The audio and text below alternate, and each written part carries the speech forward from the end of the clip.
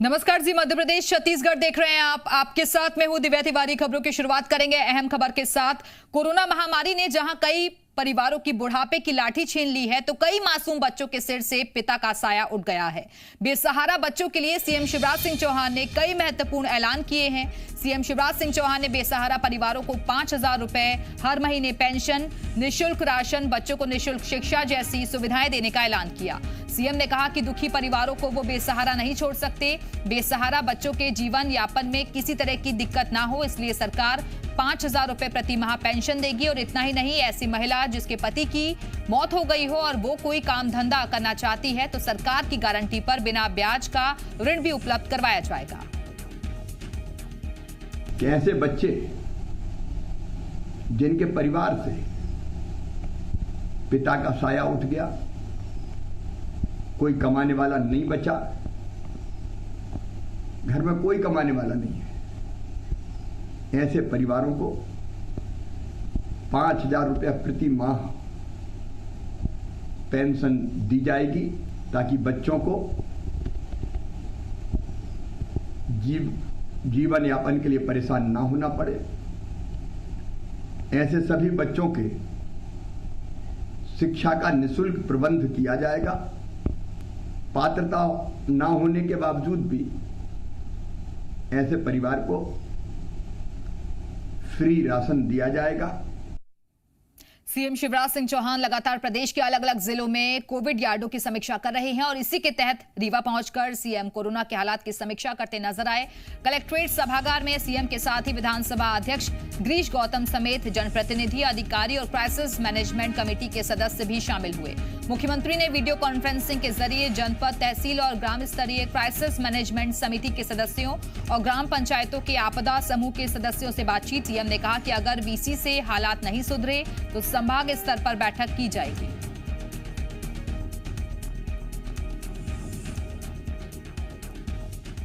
CM Shivraj Singh Chauhan ने शहडोल में corona नियंत्रण की संभागीय समीक्षा और क्राइसिस मैनेजमेंट ग्रुप की बैठक ली।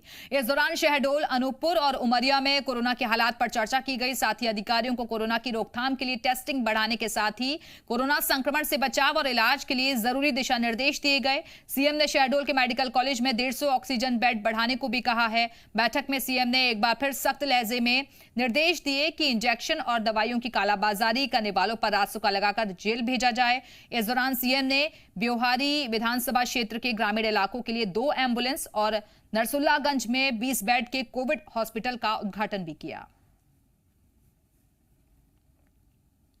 ऐसा हुआ कि परिवार में मृत्यु हो गई तो बच्चे अनाथ हो गए।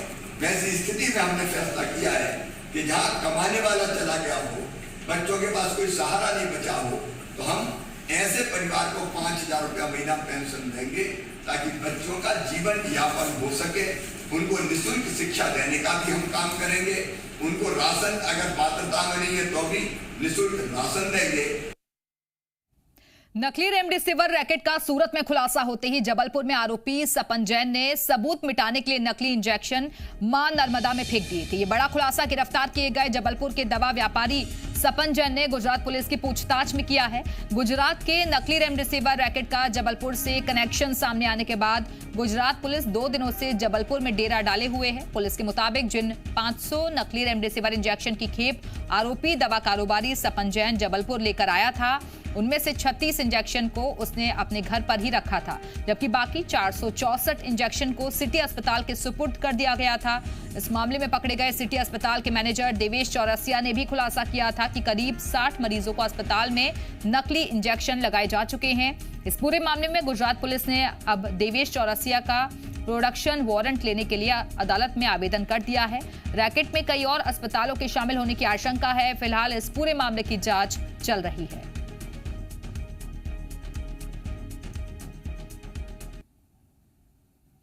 नकली रेमडेसिविर इंजेक्शन में कल गुजरात पुलिस आई थी और वो देवेश चौरसिया से पूछताछ करना चाहती थी, तो उसके लिए उन्होंने प्रोडक्शन वारंट के लिए अप्लाई किया है। सपन जैन को भी वो साथ लाई थी, तो उन्हें बताया गया कि तिलवारा के घाट के आसपास फेंके गए हैं, तो वहाँ की जांच कराई जा रही है। पर सर नेटवर्क के बारे में और कुछ आगे खुलासा हुआ, और कौन कौन से अस्पताल थे जो दायरे में आए? अभी जाँच चल रही है, जो भी आते हैं आपको बिल्कुल अवगत कराया जाएगा। जबलपुर में नकली रेमडेसिविर इंजेक्शन की कालाबाजारी के मामले में एक के बाद एक कई खुलासे हो रहे हैं और आरोप है कि सिटी अस्पताल के संचालक सरबजीत सिंह मोखा ने सैकड़ों नकली रेमडेसिविर इंजेक्शन खरीदी और उनका इस्तेमाल अस्पताल में भर्ती मरीजों पर किया। अब इस मामले में अस्पताल में दम तोड़ने वाले मृतक की पत्नी नीतू शिवहरे सामने आई है, जिन्होंने एसपी ऑफिस पहुंचकर अस्पताल पर गंभीर आरोप लगाए हैं। नीतू का आरोप है कि उनके पति की मौत नकली रेमडेसिविर इंजेक्शन देने से ही हुई है। आरोप है कि अस्पताल प्रबंधन को पुलिस रेड का पता चल गया था और इसीलिए रेड से पहले अस्पताल में एक के बाद एक 5 मरीजों की संदिग्ध मौत हुई, जिससे वो पुलिस को कोई बयान ना दे सके और पीड़िता ने दोषियों की फांसी की मांग की है।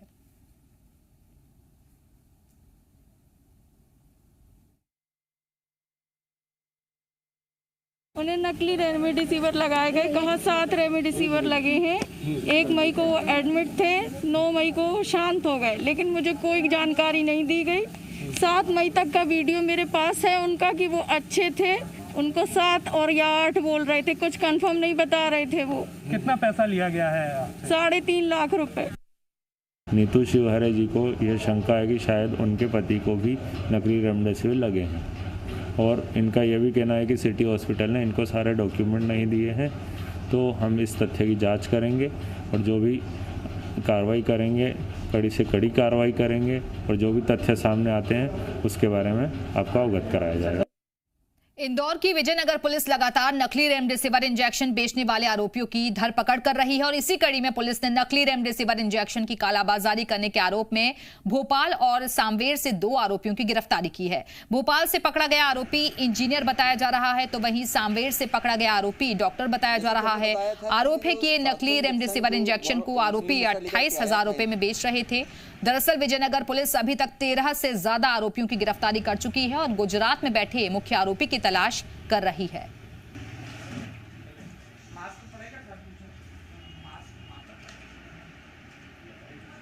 आज जो है प्रशांत पारासर को गिरफ्तार किया, राउंड अप किया है भोपाल से और उससे जो है पूछताछ चल रही है कि उसने वो जो 100 इंजेक्शन है उसका उसने क्या किया है। तो उसका कहना है कि जो मुझे जो है 100 नहीं, मुझे 66 इंजेक्शन मिले थे और वो मैंने अपने दोस्तों और रिश्तेदारों को दिए हैं। बाद में मुझे जब पता चला कि इसमें जो है ये नकली इंजेक्शन है तो उसमें से 8 इंजेक्शन मैंने बेतवा नदी में फेंक दिया। रतलाम में ऑक्सीफ्लोमीटर की कालाबाजारी को लेकर कार्रवाई के बाद ड्रग विभाग ने राजेश माहेश्वरी के मेडिकल एजेंसी की तलाशी ली है। ड्रग इंस्पेक्टर के मुताबिक मेडिकल एजेंसी में दवाओं के स्टॉक और बिलिंग चेक किए गए। तलाशी के दौरान मौके से 3 पल्स ऑक्सीमीटर मिले हैं और जिनके परचेज और सेल बिल मांगे गए हैं, लेकिन परचेज बिल तो मिले हैं लेकिन सेल बिल नहीं दिए गए हैं। ड्रग इंस्पेक्टर सारिका अग्रवाल ने कहा कि अगर 2 दिन के अंदर सेल बिल नहीं उपलब्ध कराए गए तो आगे की कार्रवाई की जाएगी।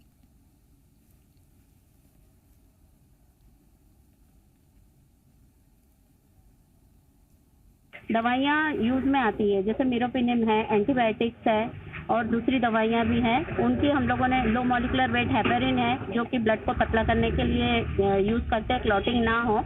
उनके सबसे परचेज और सेल बिल मांगे गए। तो परचेज बिल्स तो इनके दे दिए गए हैं लेकिन सेल बिल नहीं दिए गए। सेल बिल इनके द्वारा कहा जा रहा है 1 या 2 दिन में दे देंगे, तब तक अग्रिम कार्रवाई की जाएगी। एमपी में नकली रेमडेसिविर के रैकेट और इंजेक्शन की कालाबाजारी पर सियासत जारी है।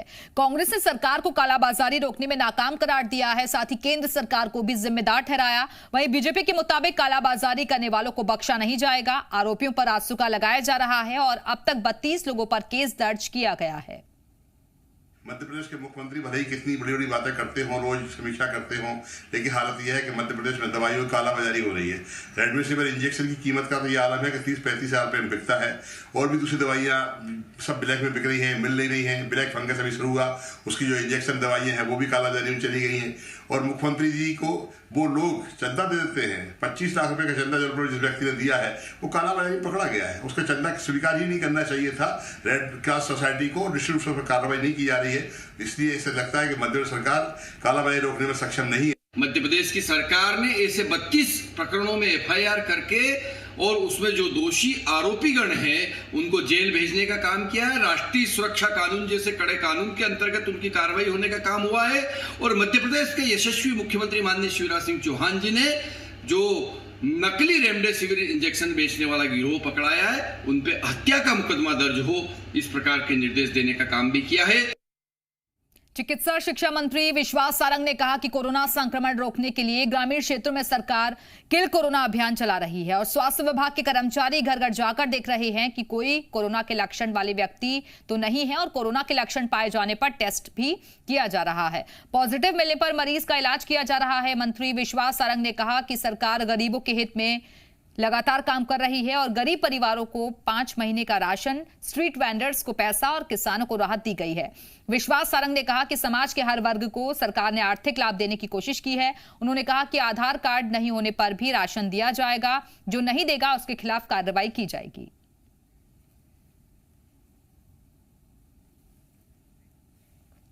रायसेन में एक महीने में तकरीबन 50 बच्चे कोरोना वायरस की चपेट में आए हैं, लेकिन समय पर इलाज मिलने से 30 बच्चे ठीक हुए हैं। बाकी संक्रमित बच्चों का इलाज अभी भी जारी है। कोरोना संक्रमित बच्चों की उम्र 9 महीने से 10 साल के बीच बताई जा रही है। शिशु रोग विशेषज्ञ डॉक्टर आलोक राय का कहना है कि बच्चे कोरोना प्रभावित तो हो सकते हैं, लेकिन गंभीरता के लेवल पर डरने की जरूरत नहीं है। उन्होंने बताया कि बच्चों में इम्यूनिटी पावर अच्छी होती है, इसलिए वो रिकवर जल्द हो रहे हैं। उन्होंने बताया कि बच्चों में कोरोना जानलेवा नहीं है, फिर भी सतर्कता जरूरी है। आपको बता दें कि रायसेन जिला अस्पताल में 6 महीने में 150 डिलीवरी हुई हैं और जिनमें 6 महिलाएं कोरोना पॉजिटिव थी और जब उनके नवजात बच्चों की जांच की गई तो 2 बच्चे ही पॉजिटिव मिले। महिला रोग विशेषज्ञ के मुताबिक कोरोना पॉजिटिव महिला अपने बच्चे को दूध पिला सकती है, लेकिन इस दौरान उसे कोविड गाइडलाइंस का पालन करना होगा, हाथ धोना, ग्लव्स पहनने का ध्यान रखना होगा।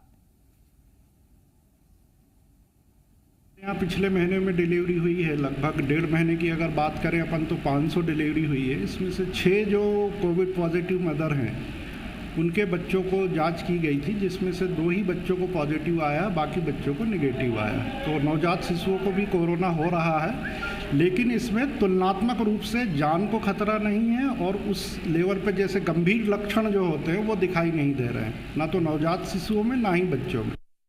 जो माँ अगर पॉजिटिव आ जाती हैं तो बिल्कुल बच्चे को माँ से दूर नहीं किया जाना है। वो अपने हाथ धोए, सैनिटाइज हो पूरी तरीके से, ग्लव्स पहने, मास्क पहने और पूरे प्रोटेक्टिव डिवाइसेस के साथ वो अपने बच्चे को दूध भी पिला सकती है और अपने बच्चे की केयर भी कर सकती है, बशर्ते कि उसको अपने पूरी संक्रमण से बचाव के लिए तरीकों को अपनाना होगा। ग्वालियर के ग्रामीण इलाके भी अब तेजी से कोरोना संक्रमण की चपेट में आ रहे हैं और वहीं कई गांव में लचर स्वास्थ्य सेवाएं परेशानी को और भी ज्यादा बढ़ा सकती हैं। जी मीडिया की टीम ने जब भोरा गांव का जायजा लिया तो यहां उप स्वास्थ्य केंद्र पर ताला लटका हुआ मिला, जबकि इस उप स्वास्थ्य केंद्र पर 5000 की जनसंख्या निर्भर है। हालांकि चिनोर स्थित प्राथमिक स्वास्थ्य केंद्र पर हालात बेहतर नजर आए।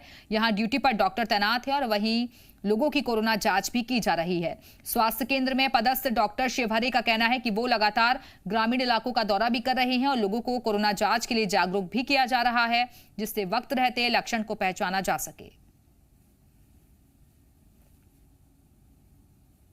यहाँ पे हम लोग कोविड की जांचें कर रहे हैं, ठीक है। जो भी संक्रमित पाए जा रहे हैं उनको हम लोग ग्वालियर रेफर कर रहे हैं, आइसोलेशन सेंटर भेज रहे हैं, क्वारंटाइन सेंटर भेज रहे हैं और यहाँ पे हम लोगों ने किट्स अवेलेबल कराई हुई हैं कोरोना की, वो दे रहे हैं।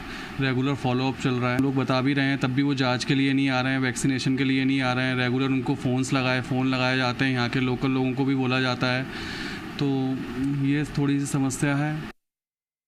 कोविड गाइडलाइंस का उल्लंघन और मनमानी फीस वसूलने के आरोपों के बाद आज ग्वालियर में प्रशासन ने 2 निजी अस्पतालों का रजिस्ट्रेशन निरस्त किया। साथ ही एक अस्पताल को कारण बताओ नोटिस भी जारी किया गया है। दरअसल प्रशासन को कई दिनों से जीवन सहारा और न्यू लाइफ केयर अस्पताल प्रबंधन की मनमानी फीस वसूलने की शिकायतें मिल रही थी।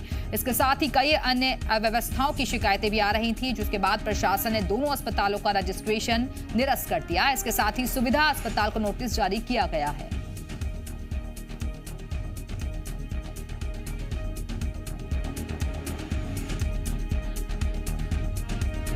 जीवन सहारा में तो वहाँ पर मेन चीज़ थी, डॉक्टर हम लोग को वो दिखे तो मिल तो गए थे, लेकिन जो मेन था बार बार सबको बताया गया है, हिदायत दी गई है कि बड़े बड़े अपने उस बैनर पे उनको अपना रेट डिस्प्ले करना है कोविड का, तो वो कहीं नहीं मिल पा रहा है। दूसरा बायोमेडिकल वेस्ट, इसलिए हमारे नगर निगम कमिश्नर साहब भी काफ़ी नाराज़ हैं कि बायोमेडिकल वेस्ट का सही प्रकार से डिस्पोजल नहीं हो रहा है, तो ये भी नहीं मिला था वहाँ पर। तीसरा पॉल्यूशन कंट्रोल बोर्ड का भी नहीं था।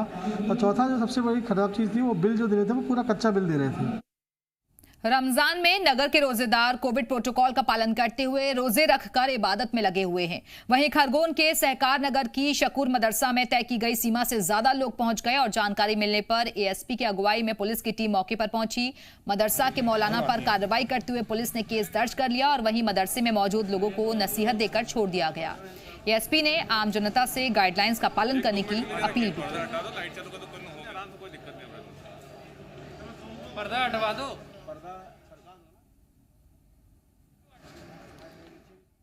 भोपाल मेमोरियल अस्पताल में महिला से रेप के आरोप मामले में अस्पताल प्रबंधन ने सफाई दी है। अस्पताल प्रबंधन का दावा है कि उनकी ओर से कोई लापरवाही नहीं बरती गई और मामले की जानकारी होने के तुरंत बाद उन्होंने पुलिस को जानकारी दी और आरोपी को पकड़कर पुलिस के हवाले कर दिया।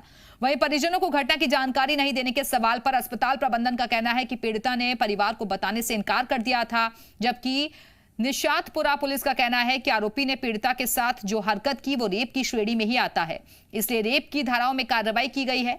मामले की शिकायत पर तुरंत आरोपी को गिरफ्तार कर लिया गया है। पुलिस की ओर से कोई लापरवाही नहीं हुई है। वहीं चिकित्सा शिक्षा मंत्री विश्वास सारंग ने कहा कि पुलिस ने मामले को क्यों दबाया, इसकी जांच की जा रही है। जो भी दोषी होगा कार्रवाई की जाएगी। आपको बता दें कि भोपाल मेमोरियल अस्पताल में हुई घटना के दूसरे दिन ही पीड़िता की मौत हो गई थी। जानकारी मिली, हमने तुरंत इस पर गंभीरता से काम किया। हमने पुलिस को सूचित किया, आरोपी को पकड़ लिया और जैसे ही पुलिस आई हमने आरोपी को पुलिस के सुपुर्द कर दिया और आरोपी अभी इस समय जेल में है और हमने आगे इस तरह की कोई घटना ना हो इसके लिए हमने वार्ड में महिला गार्ड भी तैनात कर दिए हैं। तो अस्पताल प्रबंधन शुरू से ही इस बारे में गंभीर था। इसी से जो भोपाल मेमोरियल से एक सूचना आई थी, इसके बाद पुलिस द्वारा तत्काल कार्रवाई करते हुए प्रकरण पंजीबद्ध कर लिया गया और विवेचना में ले लिया गया और उसके साथ ही आरोपी भी अरेस्ट कर लिया गया और प्रकरण अभी विवेचना में है। विवेचना जारी है, कोई प्रकरण दबाया भी नहीं गया, ना ही कोई उसमें डील पुल की गई है। प्रकरण लगातार विवेचना जो उसकी पूरी जांच करवा रहे हैं कि किन परिस्थितियों में परिजनों को नहीं बताया गया, क्या ऐसी स्थिति थी जिसमें इस तरह से ये पूरा प्रकरण हुआ है। पुलिस ने कार्रवाई तो की, मामला भी दर्ज किया, परंतु मीडिया की खबरों के हिसाब से जो भी तथ्य सामने आए हैं उस पर जांच की जाएगी और इन सब मामलों को लेकर यदि कोई दोषी है तो उस पर कार्रवाई। जबलपुर में स्कूली छात्रा के साथ दुष्कर्म का मामला सामने आया है। छात्रा ने आरोपी की शिकायत गोमती थाने में दर्ज कराई है। घटना नवंबर 2020 की है। छात्रा का आरोप है कि आरोपी युवक उसे बहला फुसलाकर लॉज ले गया और दुष्कर्म की वारदात को अंजाम दिया। आरोपी ने छात्रा का वीडियो भी बना लिया और जिसे दिखाकर आरोपी छात्रा को ब्लैकमेल कर रहा था।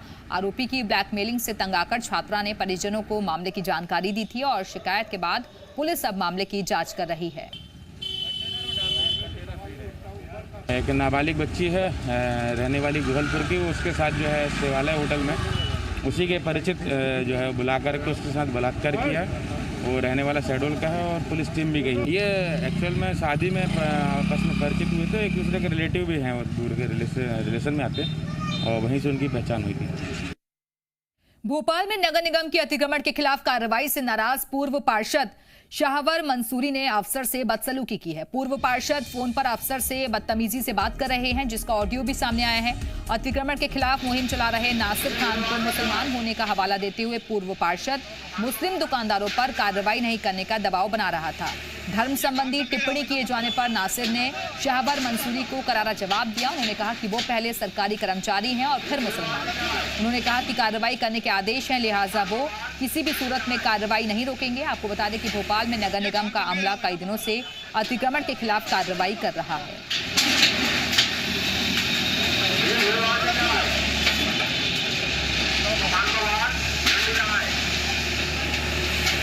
ये काम चल रही है इधर पर्दे की आड़ में, बरसाती की आड़ में, टीन के शेड में अपना वैसा कर रहे थे। अच्छा, कुछ टर्निंग पे बाधक बन रहे थे तो वो टीन के शेड हम लोगों ने उसको हटाया, इनका सामान भी जब्त नहीं किया।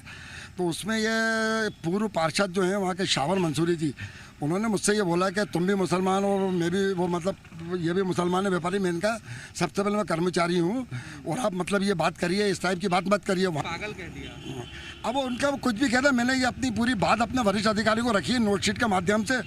अब वो जो संज्ञान लेके जो कार्रवाई करेंगे मुझे स्वीकार।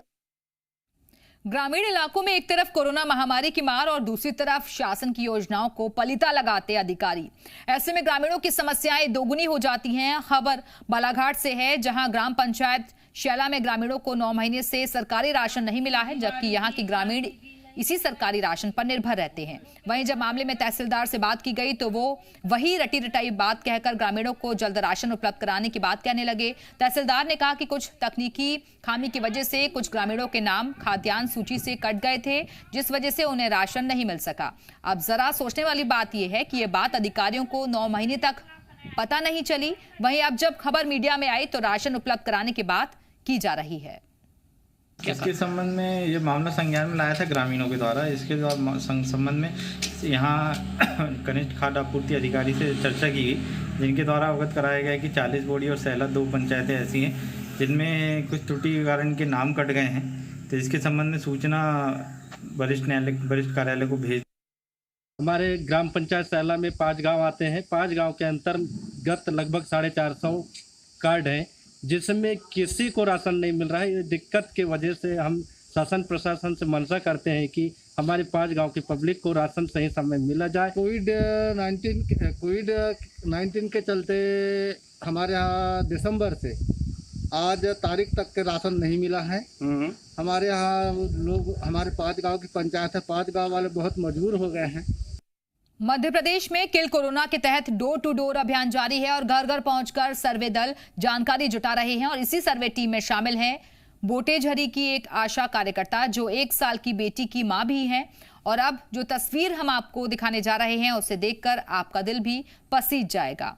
आंखों से आंसू छलक उठेंगे। और रश्मि के घर में पति के अलावा कोई और नहीं है। मां के बगैर बेटी एक पल रह नहीं पाती। मां की गैर मौजूदगी में बच्ची को कौन संभाले, कोई और रास्ता भी नहीं है, जिसके चलते मां की ममता बेटी को आंचल में छिपाए घर घर जाकर सर्वे करने के लिए मजबूर है। रश्मि किसे अपनी मजबूरी बताए, कोई सुनने वाला भी नहीं है। रश्मि के मुताबिक सर्वे के दौरान सुपरवाइजर भी मौजूद नहीं रहते। वो खुद घर से ही फोन पर सर्वे से जुड़ी रिपोर्ट ले लेते हैं। और रश्मि की रोजमर्रा की जिंदगी में अपने काम से यूं ही जंग जारी है।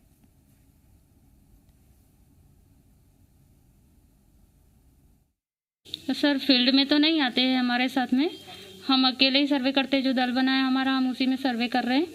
और उनका फिर कॉल आता है सर, 3-4 बजे कॉल आता है और वो रिपोर्ट ले लेते हैं हमसे, हम रिपोर्ट देते हैं बस।